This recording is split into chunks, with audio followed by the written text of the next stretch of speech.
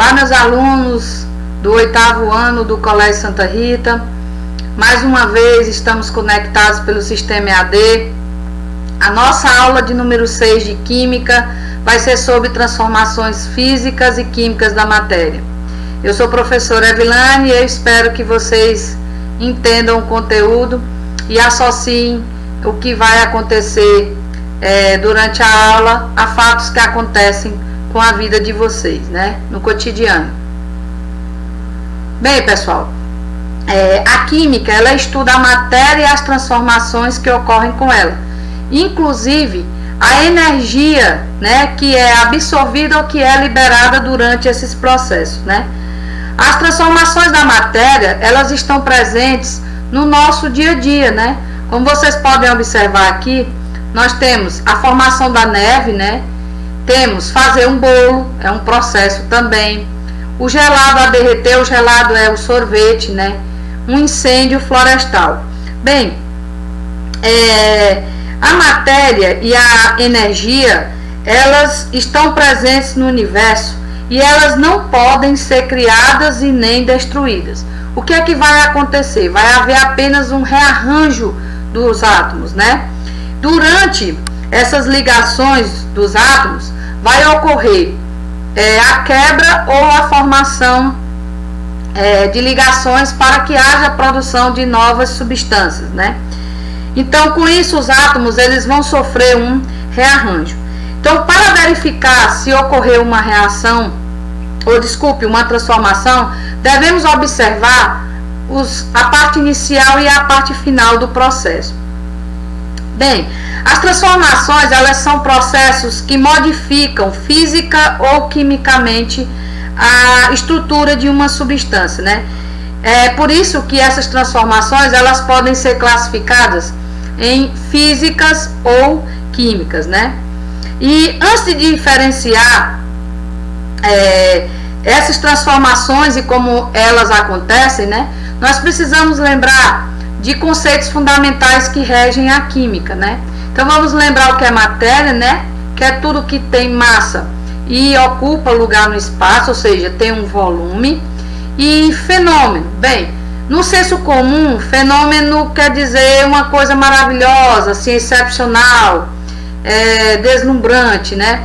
Uma coisa que não acontece todo dia, né? Muito raro.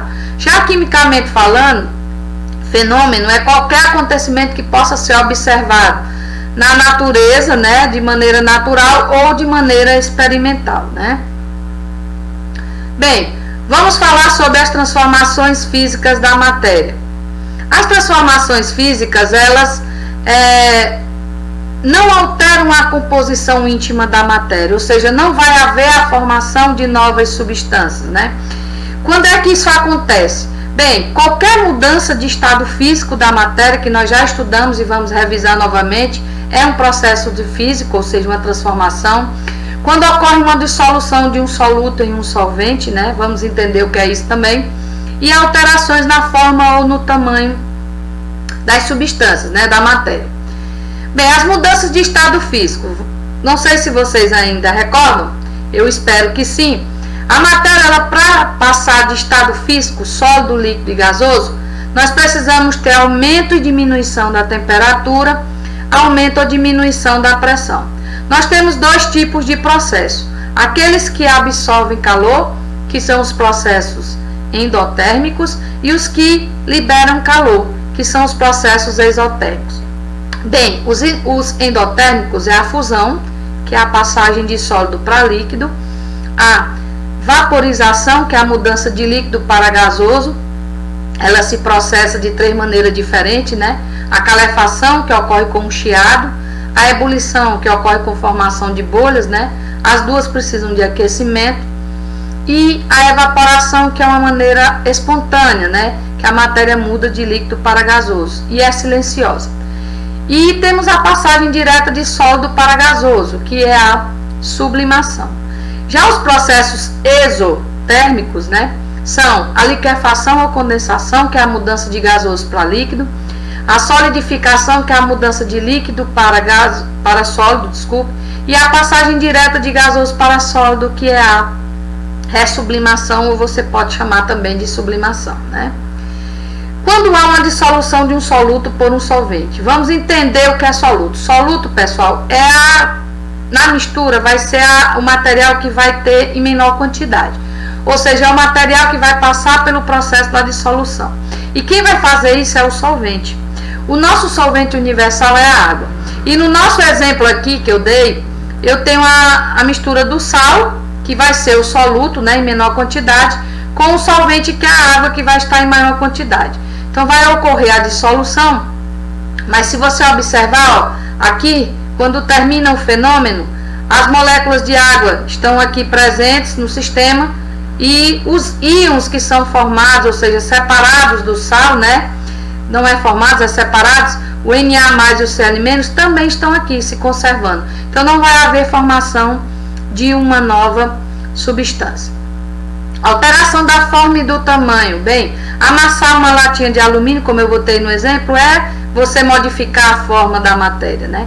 E você triturar um comprimido, né? Você está dividindo ele em partes menores, ou seja, reduzindo o tamanho das suas partículas, né? Então você tem uma redução de tamanho. É uma transformação física. Bem, as transformações químicas já vai ocorrer a alteração na constituição íntima da matéria, ou seja, vai haver a formação de novas substâncias. A decomposição dos alimentos é um exemplo, e a combustão do papel. Qualquer forma de combustão é um processo químico, né? O que vocês devem lembrar? Toda transformação ou fenômeno químico é conhecido como reação química. Não esqueçam disso. Onde as substâncias iniciais são chamadas de reagentes e as substâncias finais são chamadas de produtos.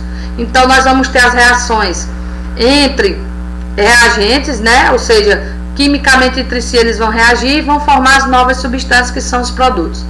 As transformações químicas são representadas por equações químicas. Nós vamos ver no próximo slide, ok? As substâncias produzidas são quimicamente diferentes. Isso é muito importante, pessoal. Toda substância que é produzida numa transformação química, ela é quimicamente diferente das substâncias que deram origem a ela. E nas reações químicas, a conservação do número de átomos, consequentemente, a conservação do número de massa também. Ou seja, Lavoisier afirmou isso nas leis ponderais, que nós vamos estudar na próxima aula, né? E ocorre um rearranjo desses átomos, né?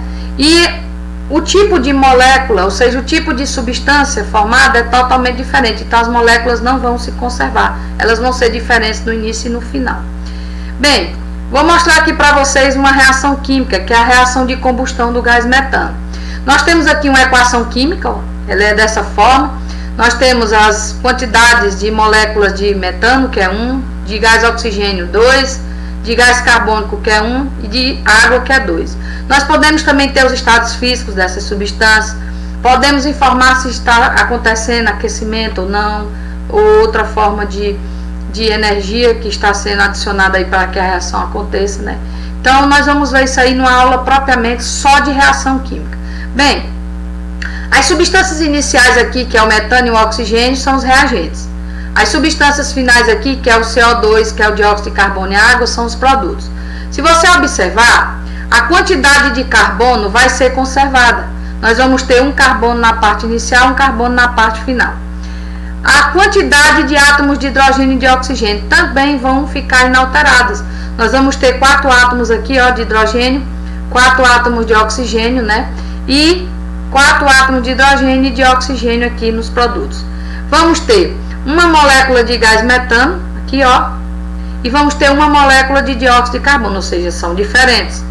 E vamos ter uma ou 2 moléculas de água nos produtos, e vamos ter 2 moléculas de gás oxigênio nos reagentes. Então as moléculas são diferentes.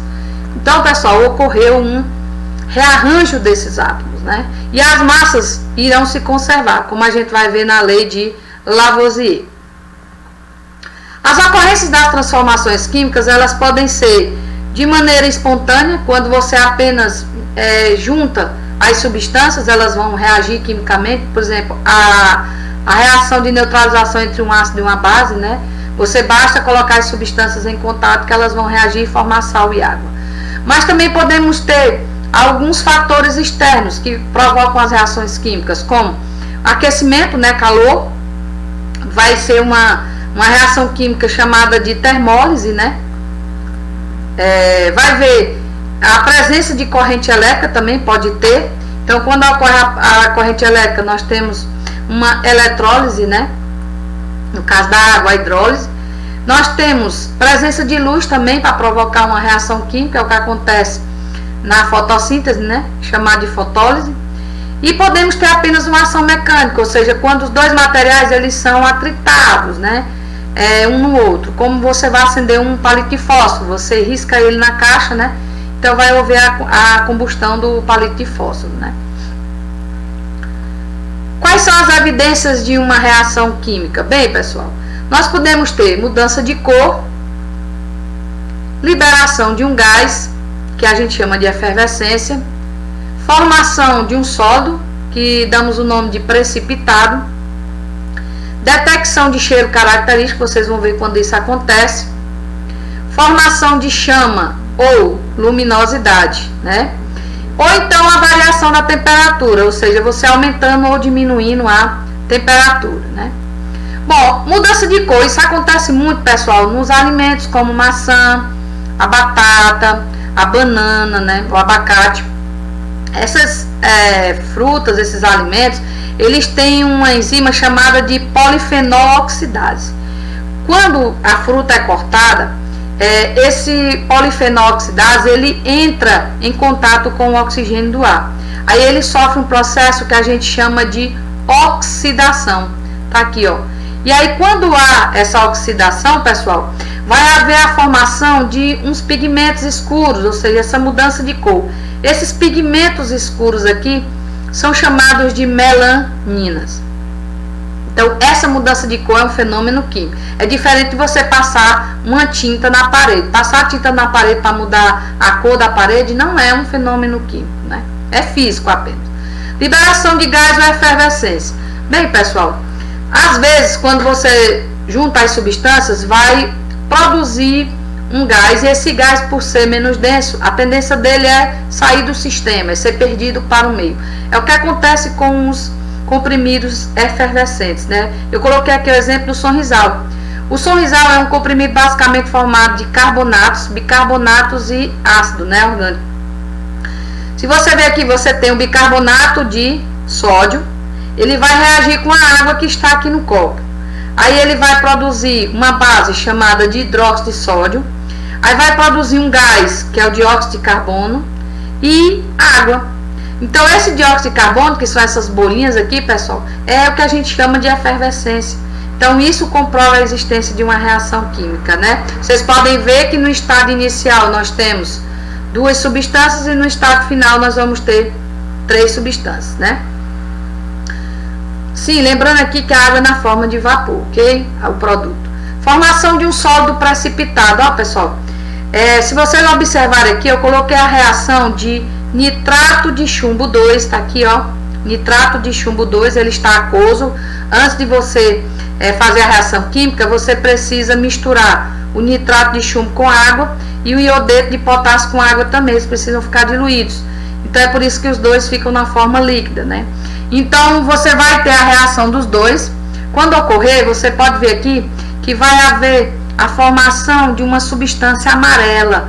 Essa substância amarela é sólida e ela vai acabar se depositando totalmente aqui, ó, no fundo do recipiente. É o que a gente chama de precipitado. Ou seja, essa substânciazinha aqui, ó, o iodeto de chumbo 2.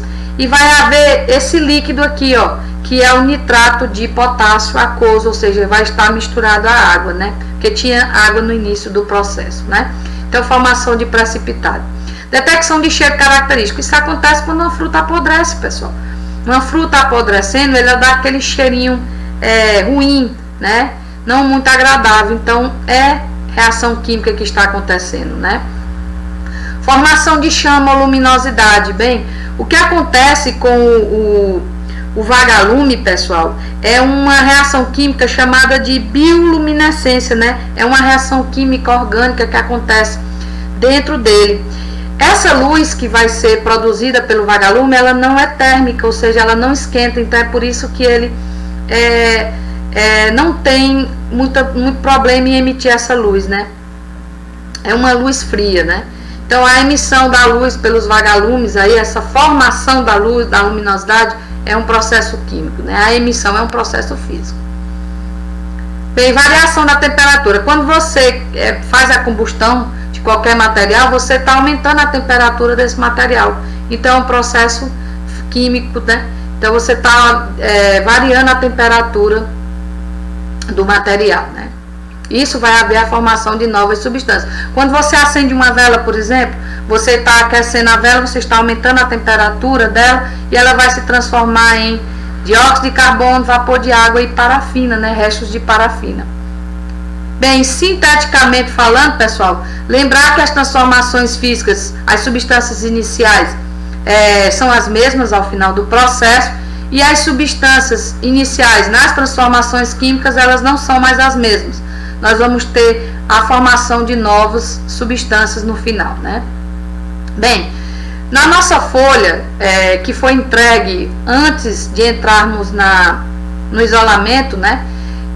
Vocês têm no conteúdo aí uma pequena questão falando sobre transformações físicas e químicas da matéria. Eu vou resolver e depois nós vamos exercitar mais na próxima aula sobre esses processos físicos e químicos, né? O material será mandado para vocês. Bem, vamos lá. Bom, pessoal, você tem amassar um papel. Amassar um papel, você está apenas mudando a forma do papel. Então você tem um processo físico. Fotossíntese realizada pelas plantas. Bem, a fotossíntese é a transformação através da luz da comida das plantas, né? Você vai obter a alimentação das plantas, né? Glicose, né? Quebra de um copo de vidro é apenas um processo físico, né? O copo vai ficar em tamanho menor. Ferver a água é justamente a passagem de líquido para gasoso, né?